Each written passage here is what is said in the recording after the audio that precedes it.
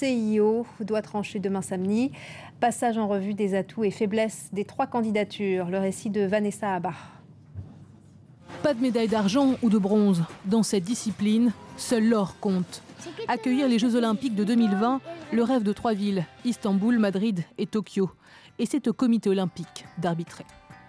C'est vraiment difficile de choisir une ville parce que les 3 candidatures sont excellentes et c'est dur de prédire ce qui va se passer dans 6 ans.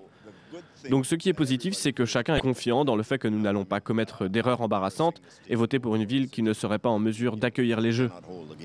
Il y a d'abord Istanbul, la capitale turque mise sur sa position géographique, à la croisée des chemins entre Europe et Asie.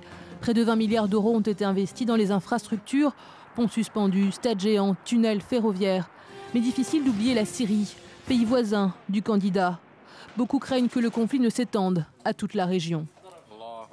Direction Madrid. Ici, pas question d'investir des sommes astronomiques. Crise économique oblige, la ville table sur des équipements sportifs qu'elle a déjà, ainsi que sur des transports publics modernes. Des Jeux qui seraient synonymes d'optimisme, d'activité et d'emploi pour les Espagnols. De l'autre côté de l'échiquier, Tokyo, qui contrairement à son rival peut se targuer d'une bonne santé financière. La capitale nippone avait déjà accueilli les Jeux en 1964 et veut renouveler l'expérience. Mais l'ombre de Fukushima plane sur cette candidature.